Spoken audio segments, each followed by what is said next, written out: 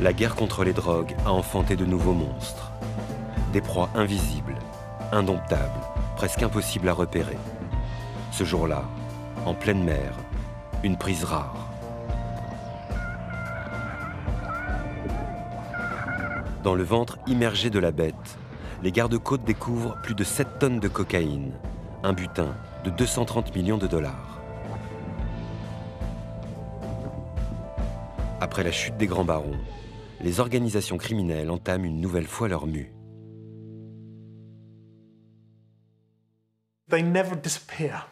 Elles ne disparaissent jamais.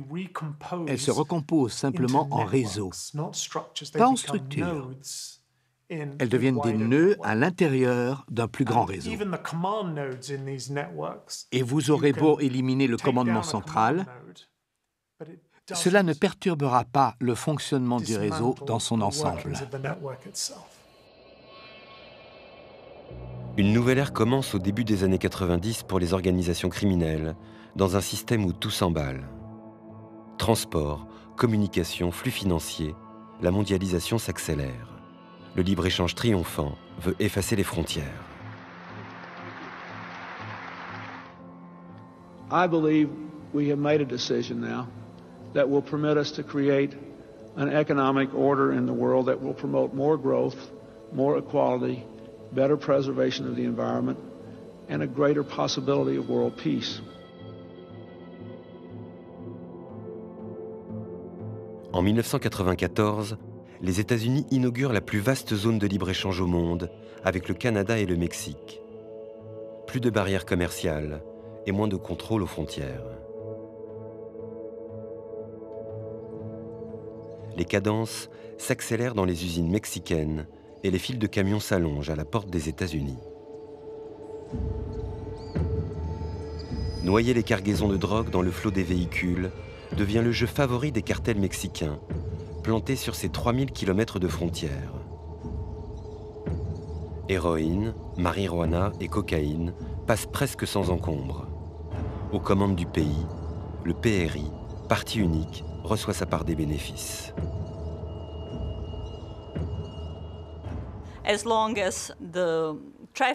Tant que les trafiquants envoient la drogue chez les gringos et qu'ils ne défient pas l'État, ça va.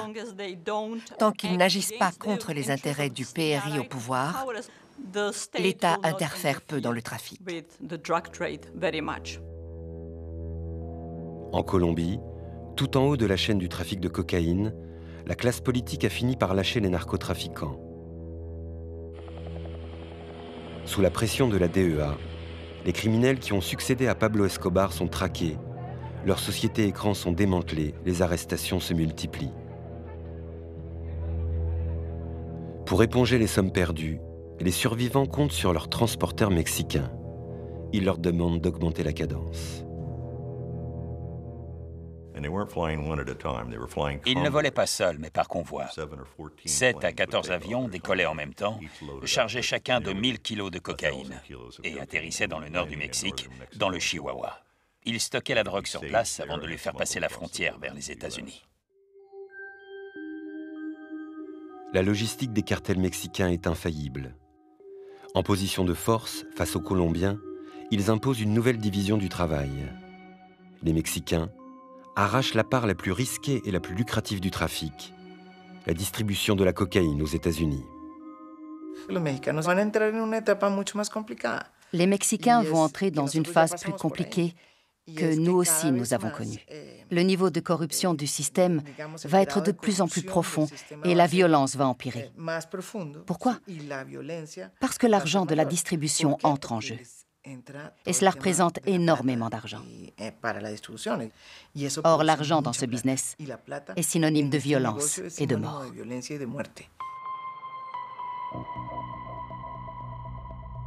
Le Mexique va s'enfoncer dans une spirale de violence sans fin. Les trafiquants colombiens, eux, vont se replier sur la production, couvrant des pans entiers du territoire de champs de coca. À partir de la fin des années 90, la production de drogue se concentre dans des zones de non-droit où il est impossible de la déloger. La Colombie est le premier producteur de coca au monde Et un autre pays s'inscrit durablement dans l'histoire du trafic de drogue, l'Afghanistan, premier producteur de pavot.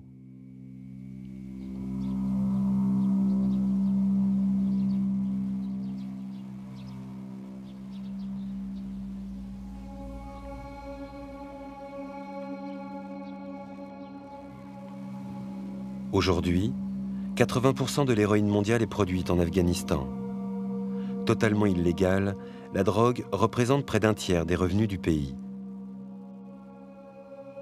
Depuis les rues poussiéreuses de Kaboul, sa capitale, jusqu'au sommet de l'État, l'Afghanistan tout entier est devenu accro à l'héroïne. Une addiction née dans les années 80, en pleine guerre froide.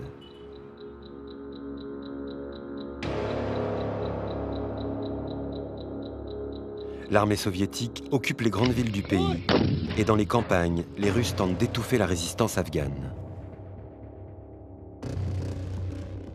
Donc au milieu des années 80, ils ont adopté ce que l'on appelle la politique de la terre brûlée. Ils ont décidé de détruire les campagnes pour que les gens ne puissent plus y vivre. Et pour cela, ils ont brûlé les vergers, détruit les systèmes d'irrigation, empoisonné les puits. Mais tout le monde n'a pas fui. Au lieu de cela, les gens ont commencé à cultiver du pavot. Pendant 10 ans, le pavot finance la résistance des chefs tribaux à l'occupation soviétique. Ce qui n'était qu'une culture marginale devient la source de revenus principale des paysans et des chefs de guerre. Quand les Russes quittent l'Afghanistan, les chefs tribaux s'affrontent pour prendre le pouvoir.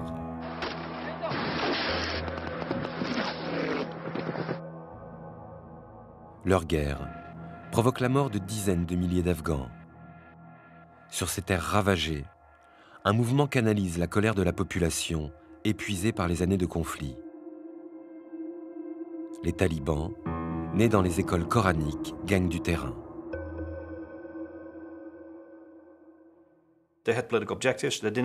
Ils avaient des objectifs politiques, ils n'aimaient pas les drogues. Quand ils ont commencé, ils étaient très remontés contre tous ces seigneurs de la guerre corrompus en Afghanistan. Donc ils voulaient faire régner la loi et l'ordre. Pas le genre de loi et d'ordre qui nous plaît, mais c'était leur vision. Pour eux, il fallait arrêter l'opium qui est un vice, ce n'est pas propre.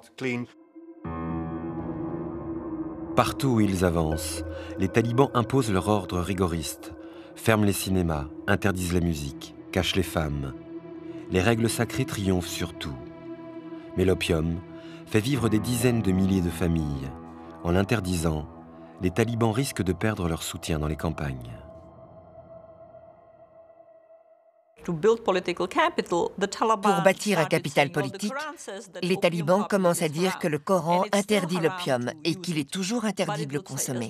Mais ils disent aussi que tant que le pavot est produit pour les kafirs, pour les infidèles, tant qu'il part vers la Russie ou les États-Unis, cela ne leur pose aucun problème. Grâce à l'opium, les talibans financent leur avancée sur Kaboul. La capitale afghane tombe en 1996. L'Afghanistan est immédiatement mis au banc des nations et coupé de l'économie mondiale.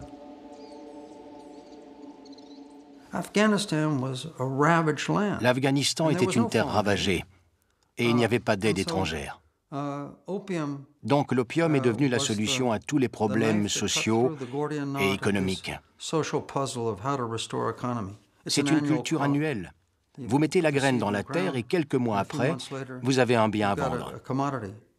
C'est illégal, cela franchit magiquement les frontières, sans entrave.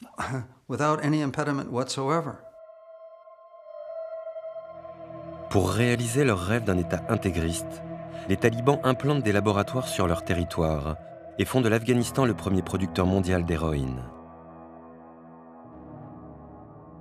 Grâce à l'argent de la drogue, ils pensent pouvoir s'affranchir de toutes les règles internationales.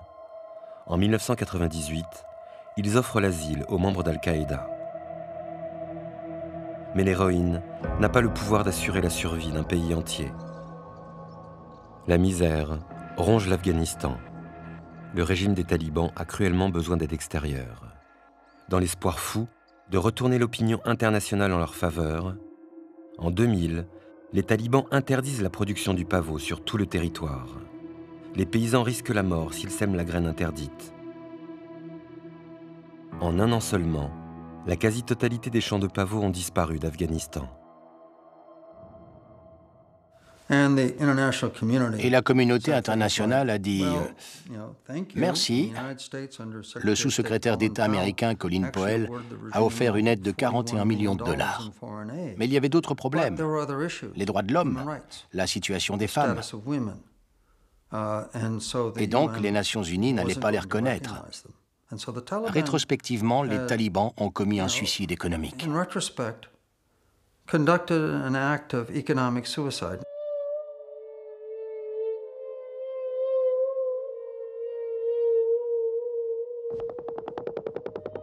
Après les attentats du 11 septembre 2001, les États-Unis envahissent l'Afghanistan.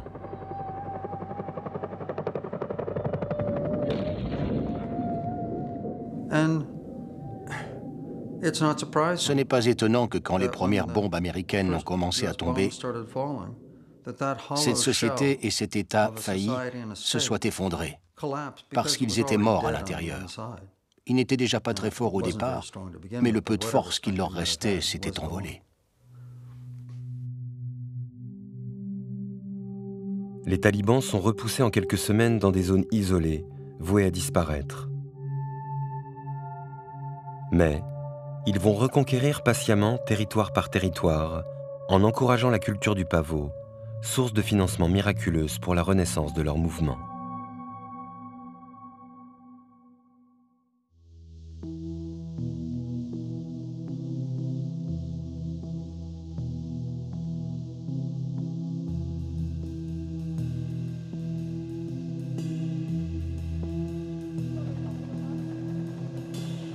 En Colombie, au milieu des années 90, les champs de coca recouvrent des pans entiers du territoire, loin des villes, désormais sous haute surveillance. Les trafiquants vont se loger dans les zones de jungle et de montagne où l'État n'a pas de prise. La Colombie est un pays malgré elle. Elle a une géographie extrêmement complexe. C'est un pays qui a encore beaucoup de problèmes de communication et qui a dû fournir d'immenses efforts pour contrôler son territoire. Nous sommes à peine en train d'arriver à occuper notre territoire. Et il y a encore beaucoup d'endroits où il n'y a pas de policiers. Dans ces zones reculées, Far West contemporain, la terre appartient à celui qui a les moyens de la confisquer. De grands propriétaires terriens purgent les sols de la Colombie de ses richesses. Pierres précieuses, minerais, pétrole, bois aux essences rares. Pour étendre leurs exploitations, ces grandes familles créent des milices qui déplacent sauvagement les populations. Les Colombiens les appellent les paramilitaires. En plein boom de la coca dans les campagnes, les narcotrafiquants se dotent eux aussi de milices paramilitaires. Ce que faisaient les paramilitaires, c'est protéger la terre pour le compte des narcotrafiquants qui les avaient chargés de dégager les paysans de leurs terres. Et donc, les paramilitaires ont commencé à avoir beaucoup d'argent. Ils ont pu prendre l'initiative et entrer dans le trafic pour leur propre compte. Les chefs des unités paramilitaires prennent progressivement le contrôle de la production de coca, des laboratoires et gèrent les connexions avec les cartels mexicains et les grands réseaux criminels internationaux.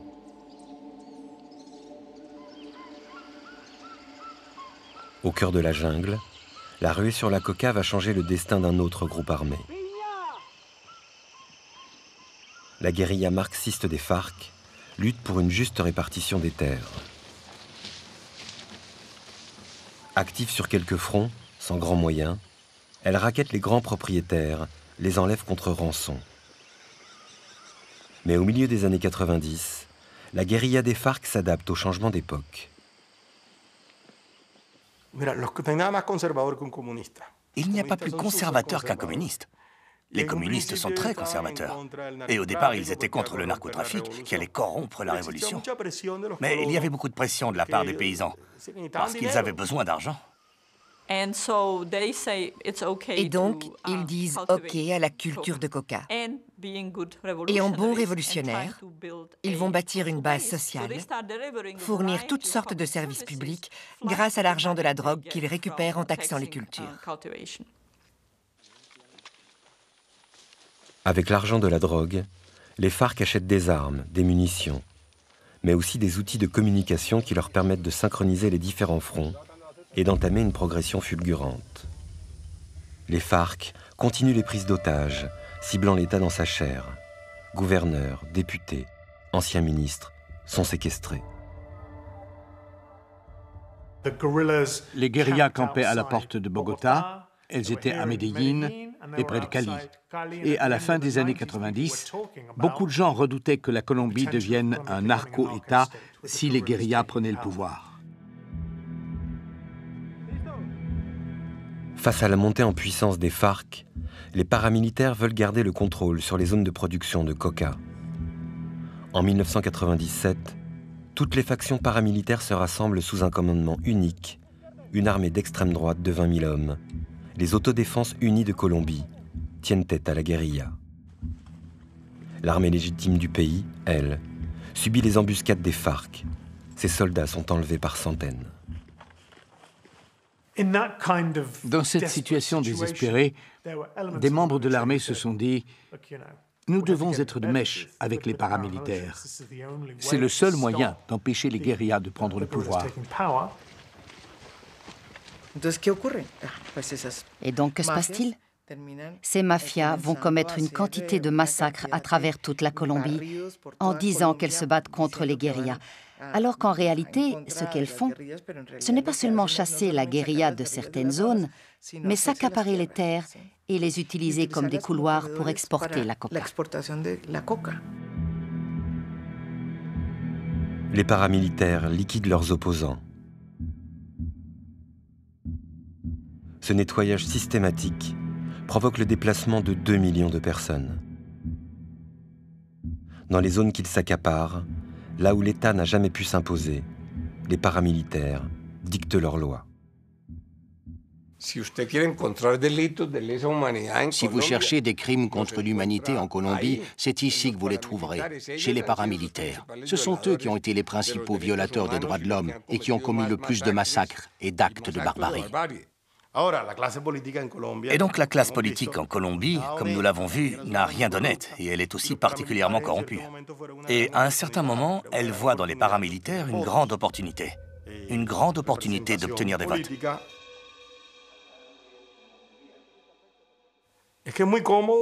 C'est très pratique de recevoir des votes et le soutien armé des paramilitaires.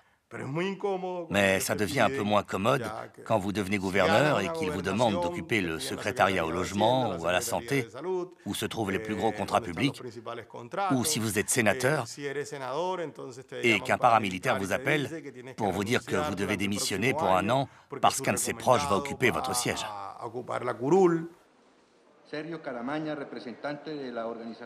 Au début des années 2000, les paramilitaires se trouvent là où Pablo Escobar se tenait 20 ans plus tôt.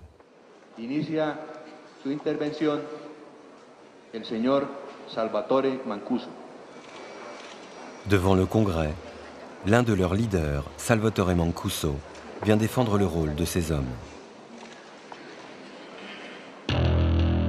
Surnommé Triple Zéro, Salvatore Mancuso avouera quelques années plus tard le meurtre de 300 personnes. Reafirmo aquí, en la cuna de las leyes y en el templo de la democracia, que el compromiso patriótico de la SAUC por salvaguardar una Colombia libre, digna, segura y en paz sigue en pie. Face à lui, Salvatore Mancuso a un public conquis. Les paramilitaires contrôlent 1/3 du Parlement. La Colombie a échoué à repousser les trafiquants. Les paramilitaires en ont fait un narco-État.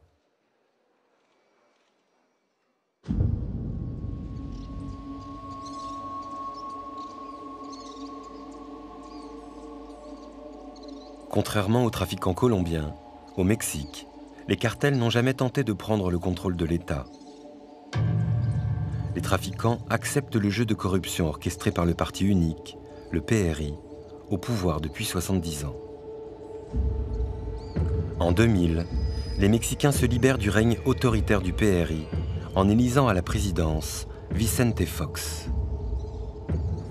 Promesse de jours nouveaux pour le Mexique, l'alternance rebat toutes les cartes pour les trafiquants.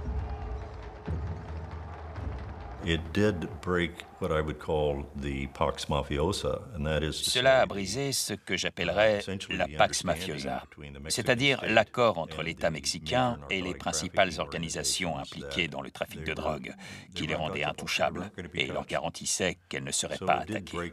Cela a brisé cette certitude qui existait depuis des années sous le PRI. Le PRI jouait les arbitres entre les cartels. Lorsque ce verrou saute, il ne reste que la violence pour départager les concurrents.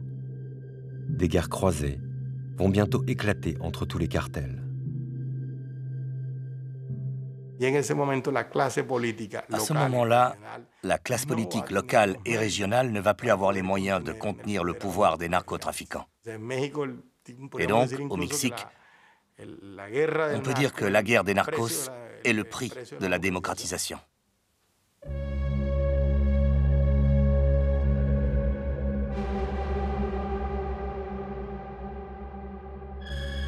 Dans cette guerre des cartels, le bastion historique du trafic, le Sinaloa, est sur tous les fronts. Porté par l'appétit insatiable de son chef, El Chapo, tout juste évadé d'une prison de haute sécurité. El Chapo Guzman est l'un des plus grands trafiquants de l'histoire. Son surnom, avant El Chapo, était El Rapido, le rapide, parce qu'il était capable de faire passer de la drogue aux États-Unis à un rythme fou. Il est devenu une figure emblématique, presque mythologique de la narcoculture mexicaine. El Chapo faisait aussi régner la violence et extorquait ses rivaux de manière très assidue et très systématique. Habile et impitoyable, El Chapo va devoir frapper plus fort encore s'il veut rester dans le jeu. À l'autre bout du pays, le cartel du Golfe recrute des soldats d'élite de l'armée mexicaine et crée un bras armé, les Zetas.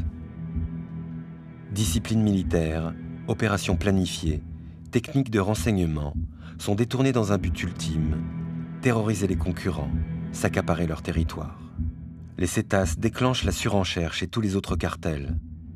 Tijuana, Ciudad Juárez, Sinaloa se dotent à leur tour d'unités d'élite. Les scènes d'horreur se multiplient. Mon Dieu, dans le Michoacán, les organisations criminelles coupaient les têtes des cartels rivaux et les faisaient littéralement rouler sur les pistes de danse.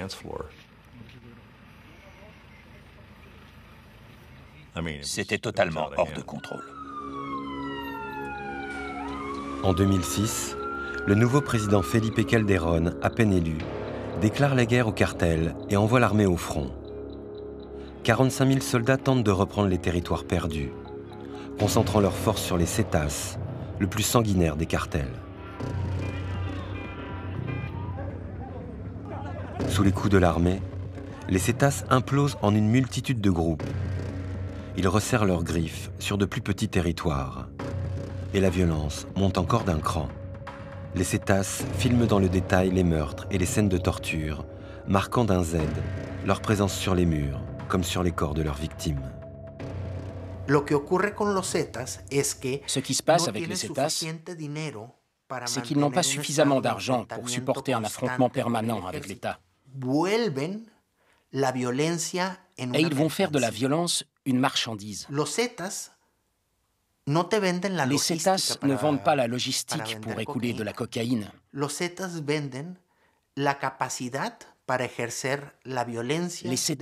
vendent la capacité d'exercer la violence de manière professionnelle pour imposer un état de terreur localisé. Ils n'en sont pas restés au trafic de drogue. Il fallait leur payer ce qu'on appelle le piso pour tout. Si vous étiez impliqué dans un réseau de traite humaine qui passait par leur territoire, si vous pratiquiez des enlèvements sur leur territoire, de l'extorsion, ils se mêlaient de tout. Vous deviez payer les Zetas. L'armée, incapable de combattre sur tous les fronts, a laissé le cartel de Sinaloa prospérer. Au terme de guerres sanglantes, El Chapo étend sa zone d'influence à Tijuana et Ciudad Juárez.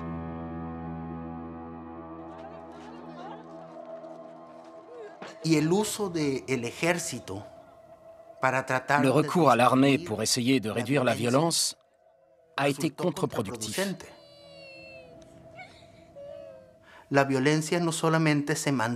Non seulement la violence s'est maintenue sous les formes atroces que l'on connaissait, mais elle a augmenté peu à peu en termes quantitatifs pour atteindre des niveaux dramatiques.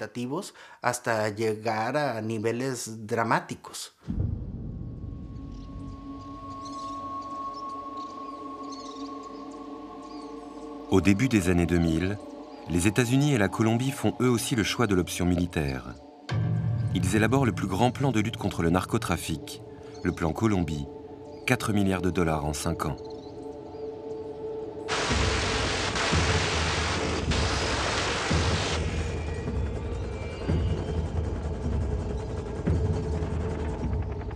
Des centaines de conseillers américains refondent l'armée colombienne. Forte de ces nouveaux moyens, la Colombie se détourne de l'objectif initial. Les principaux trafiquants, les paramilitaires, alliés du pouvoir, ne sont pas visés. Le plan contre les drogues devient un plan de guerre. Bogota jette toutes ses forces contre son principal ennemi, la guérilla des FARC, active dans près de la moitié du pays.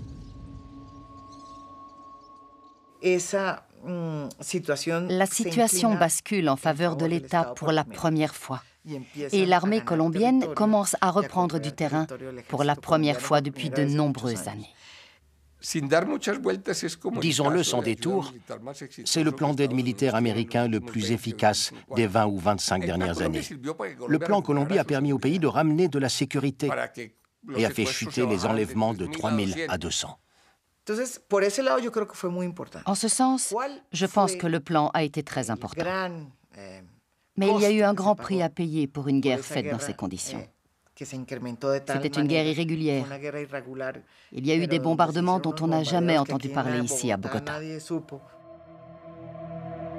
La sale guerre, menée loin des caméras, porte un coup sévère aux FARC. Ces leaders historiques sont éliminés.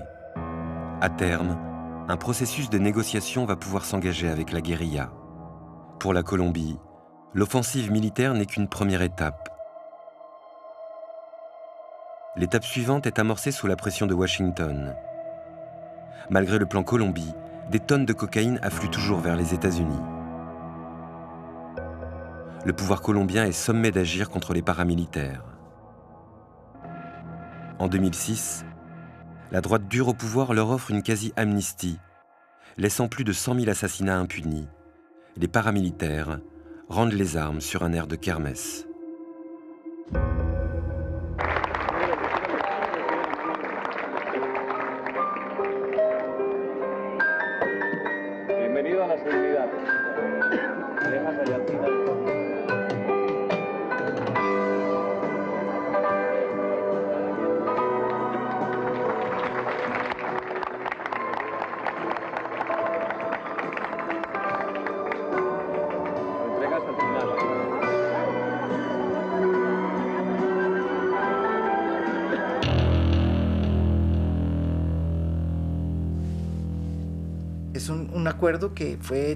L'accord a été fait de façon à ce que les bourreaux n'aient pas à dédommager leurs victimes pour leurs terres, leurs propriétés, qu'ils n'aient pas à dire la vérité. Et c'est quelque chose qui m'a profondément fait souffrir. Pour tous les massacres qu'ils ont commis, y compris pour ce qui me concerne, le meurtre de ma sœur, les paramilitaires ont bénéficié pendant toutes ces années d'une impunité infinie. Le plus grand saut viendra de la Cour suprême. Des magistrats décident d'ouvrir le dossier des relations incestueuses entre les paramilitaires et les responsables politiques. Un grand nettoyage est enclenché. La Cour enquête, débusque et condamne de nombreux hommes politiques. Ce qui a changé la vie des Colombiens, c'est l'effort incroyable qu'a fait la Colombie pour renforcer ses forces de l'ordre, sa sécurité et l'état de droit. Voilà ce qui a transformé et changé la Colombie.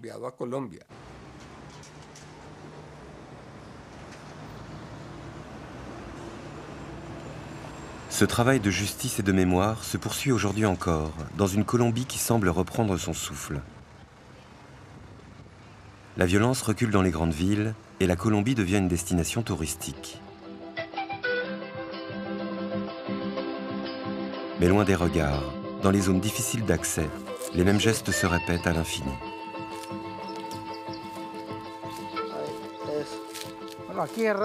Ici, on récolte la coca et on l'emmène au laboratoire tous les 3 mois.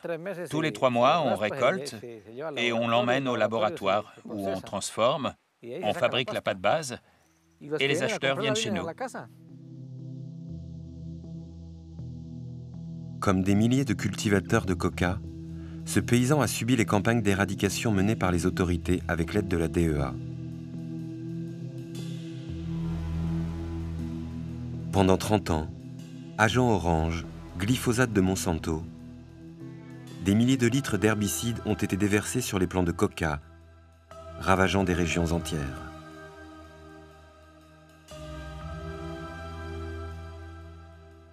En 1994, j'étais dans le Caquetá. C'était un très bon endroit pour travailler dans la culture de la coca. En récoltant, on pouvait gagner un peu d'argent. Mais quand ils ont commencé les fumigations, tout s'est effondré. Les gens tombaient malades et finissaient presque aveugles. Et le bétail, les arbres, tout, ça détruisait la terre. Quand ils fumigeaient, on ne pouvait plus rien planter, parce que la terre n'était plus bonne à rien.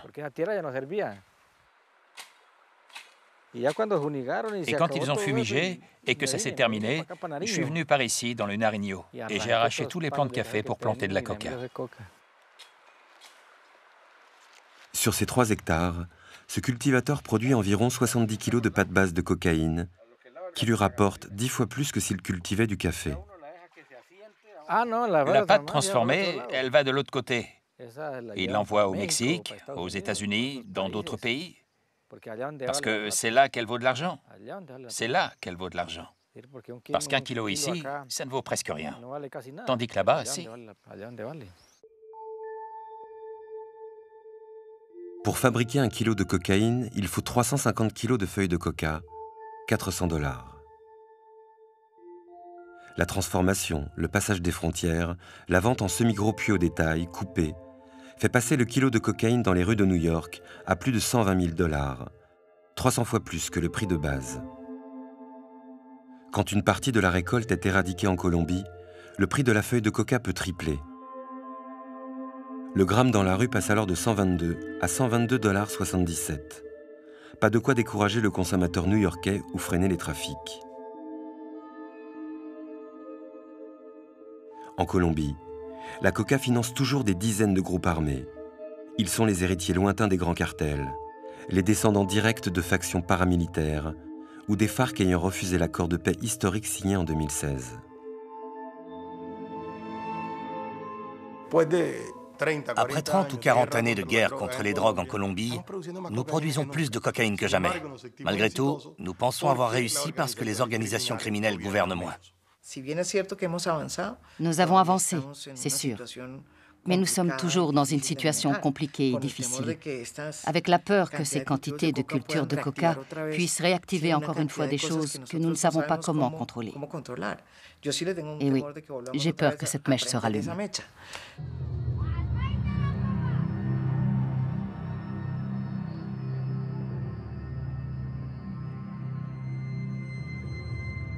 Tant que les plantes à drogue poussent, des mouvements criminels ou insurgés peuvent s'en emparer.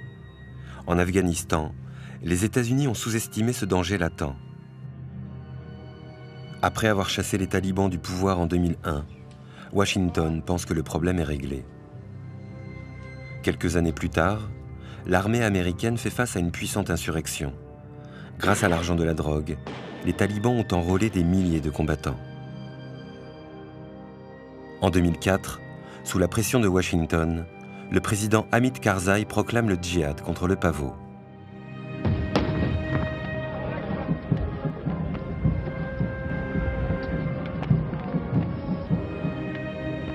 Mais le président afghan va jouer contre son camp.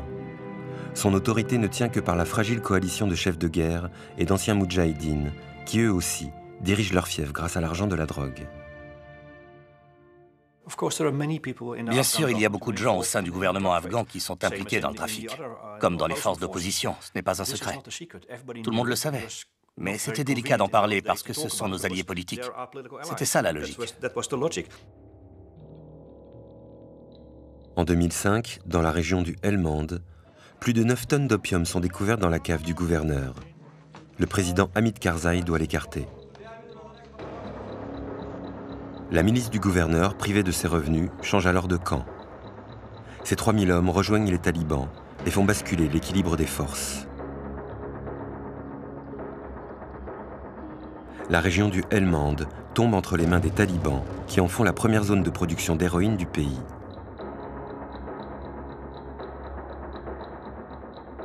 Pour amputer les talibans de leur principale source de revenus, les États-Unis musclent leur réponse militaire. Des bombardiers B-52 et des avions furtifs Raptor F-22 bombardent les laboratoires d'héroïne des talibans.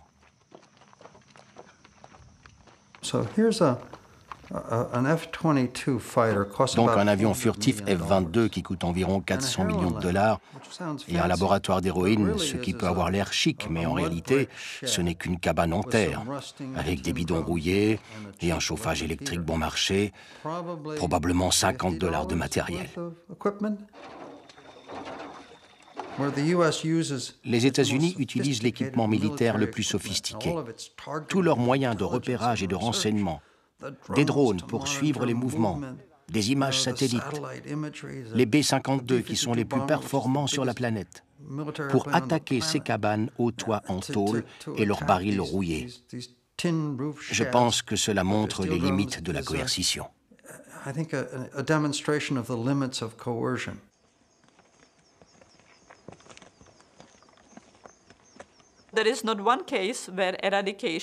Il n'y a pas un seul cas où l'éradication a poussé un groupe armé à la faillite, ou l'a suffisamment affaibli pour qu'il soit battu.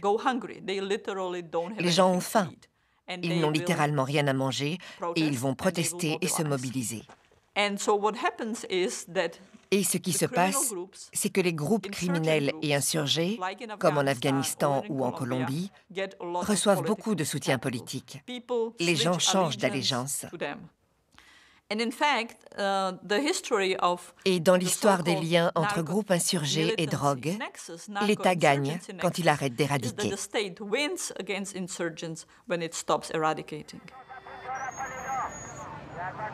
Après 50 années de guerre, Kaboul, la capitale afghane, abrite la plus forte concentration de toxicomanes au monde. Dans les campagnes, près d'une famille sur deux est touchée par l'addiction à l'héroïne. Le pays continue de sombrer.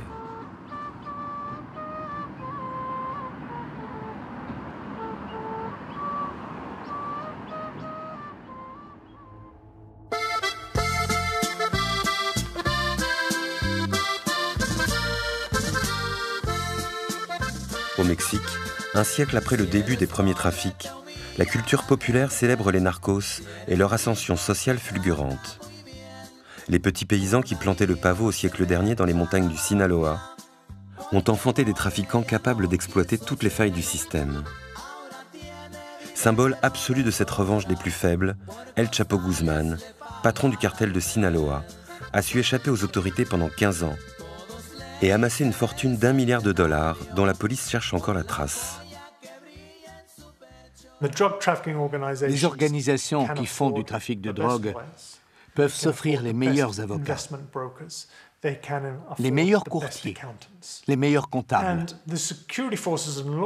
Et les forces de sécurité sont complètement dépassées sur ce plan-là.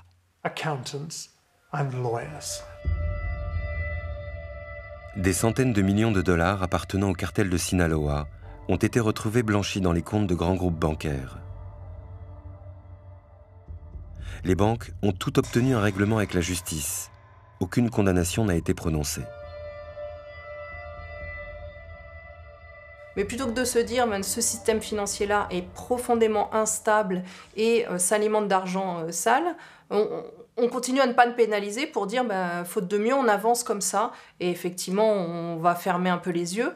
Donc ça vaut toujours la peine pour elle de continuer à faire ces trafics-là. Ça reste rentable et ça se voit d'ailleurs au niveau des grandes banques qui ont des services contentieux qui provisionnent toujours plus d'argent d'une année sur l'autre, c'est-à-dire dans la perspective d'un procès, on a évalué, on a fixé un prix à la fraude, au détournement des règles ou à l'irresponsabilité bancaire.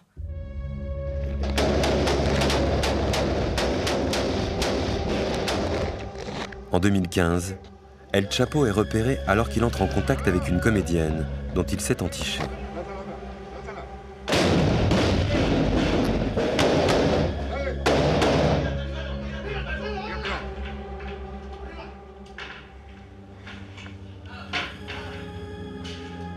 La trajectoire de l'un des plus grands trafiquants de drogue se referme sur une erreur de débutant. Extradé, condamné à perpétuité aux États-Unis, El Chapo laisse derrière lui une nébuleuse du trafic de drogue et le mythe d'un cartel à l'organisation pyramidale tenue par un seul homme. Le monde criminel actuel n'est plus entre les mains de ceux dont on entend les noms dans les médias. Et peut-être que ce qu'il reste du cartel de Sinaloa pour le Mexique, c'est avant tout la nostalgie. La nostalgie d'une organisation criminelle qui utilisait la violence de manière prévisible. Aujourd'hui, au Mexique, la violence s'insinue partout et tout le temps. Les grands cartels d'hier se sont scindés sous les coups de l'armée, toujours déployés dans le pays. Une myriade de petits groupes insaisissables apparaissent, déclinent, disparaissent et se recomposent en permanence.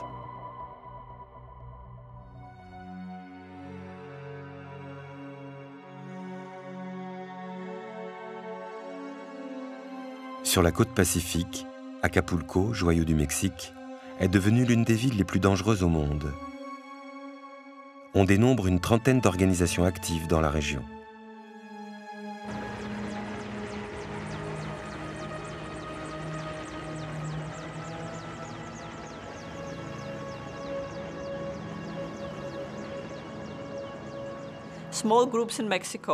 Les petits groupes sont un problème majeur au Mexique. Et le fait qu'il s'agisse de très petits groupes et qu'ils soient très nombreux et qu'ils opèrent dans un contexte où les forces de l'ordre sont faibles et incompétentes crée énormément de violence.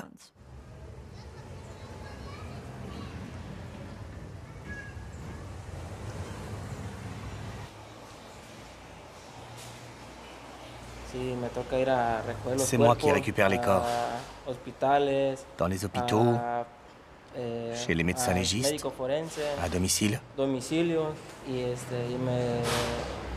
Je suis la personne qui s'occupe d'apporter du soutien aux gens, de les soutenir dans leur douleur.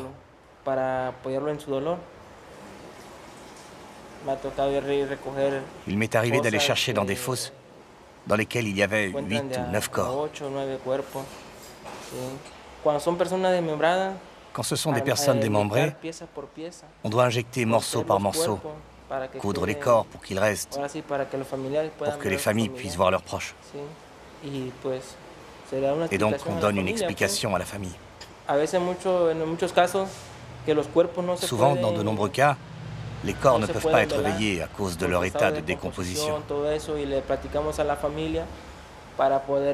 On les prépare et on ferme le cercueil parce qu'on ne veut pas voir un corps dans cet état.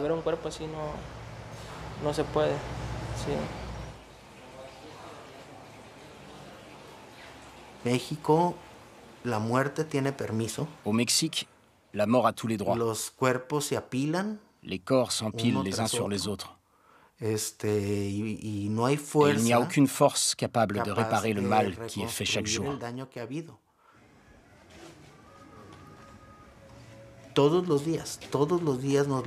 Chaque jour, nous nous levons en apprenant l'existence d'une nouvelle fosse clandestine. Nous nous levons en apprenant qu'un nouveau groupe criminel a surgi.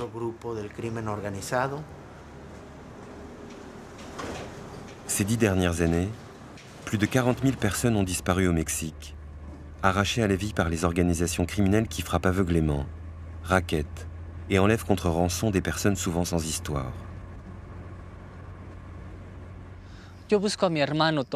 Je cherche mon frère Thomas, mon grand frère, enlevé le 5 juillet 2012 à Huitzuco, dans le Guerrero.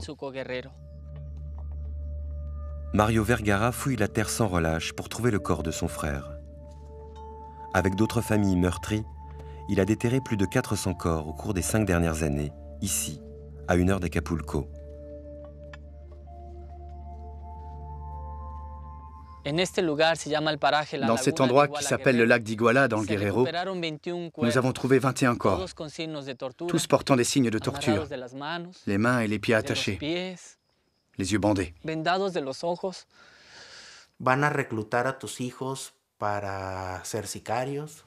Ils recrutent vos enfants pour en faire des tueurs. Si vous êtes paysan, ils vous obligent à abandonner la culture du maïs pour planter du pavot.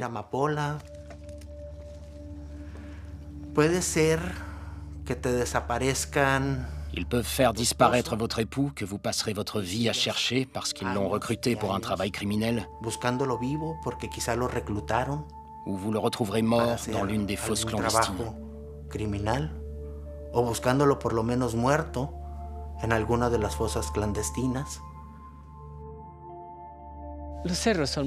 Les montagnes sont très belles.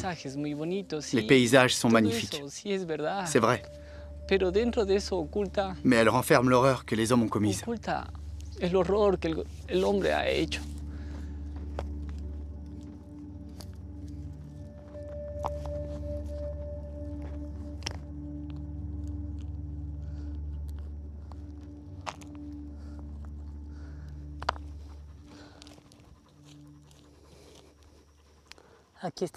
Voilà le crâne.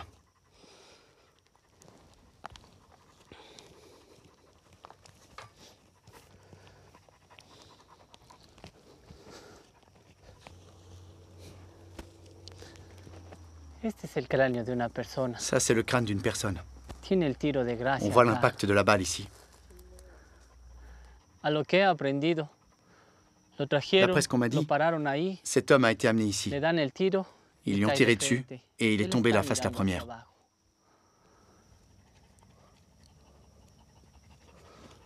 Nous sommes en train de déterrer la vérité de ce pays. Nous disons au gouvernement, oui, il y a des disparus au Mexique. Oui, il y a des fosses clandestines au Mexique. Et vous ne faites pas votre travail. Nous le faisons à votre place. La seule bonne chose dans tout cela, c'est que les Mexicains s'organisent chaque jour un peu plus. Il y a beaucoup d'organisations de femmes qui, face à un État qui n'a pas les moyens de leur offrir justice et de retrouver leurs êtres aimés,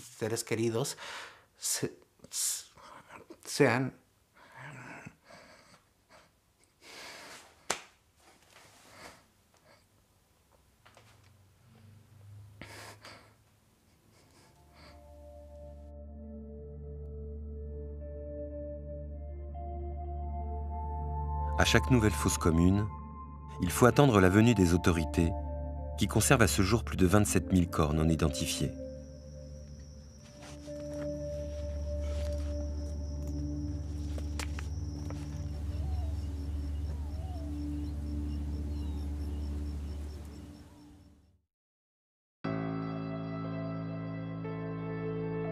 Un nouveau chapitre de l'histoire du trafic de drogue s'ouvre quelque part en Chine. Un retour des choses. Des organisations criminelles ont arraché à l'industrie pharmaceutique un autre de ses secrets. En manipulant des produits chimiques, elles sont parvenues à synthétiser le fentanyl, cousin lointain de l'opium. Produit depuis les années 50 pour les besoins de la médecine, le fentanyl se fabrique sans la moindre fleur de pavot. Une drogue 100% synthétique. De ces ports où sont arrivés les premiers ballots d'opium au XIXe siècle, partent aujourd'hui des chargements invisibles d'une drogue d'une puissance infinie. Le fentanyl est au moins 100 fois plus puissant que l'héroïne. Donc, il faut peut-être un certain nombre de camions de cocaïne pour approvisionner le marché américain pendant 1 an. Tandis qu'il suffit de charger une voiture pour approvisionner tout le marché américain des opioïdes en fentanyl.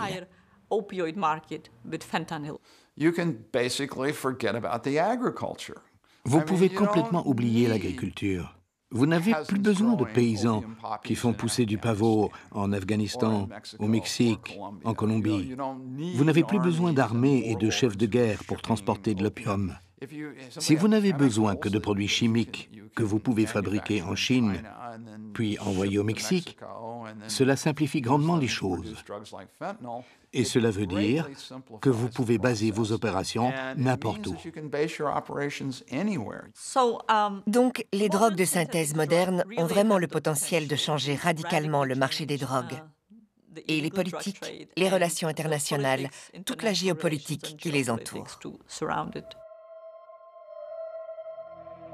Le fentanyl afflue vers un pays en prise avec la plus grande épidémie d'addiction de son histoire.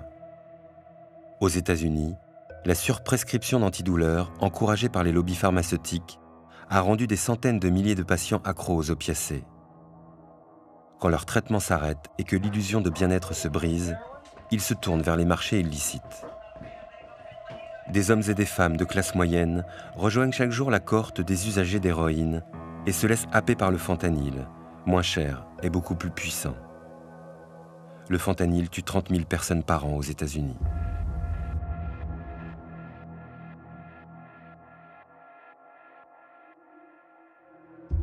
Cette fiole est un piège mortel pour ceux qui cherchent à fuir la douleur de vivre.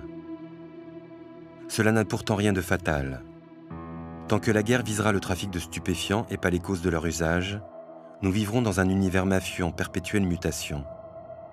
Le monde des drogues a été créé par nos choix de société et notre système économique. La seule solution est d'en changer.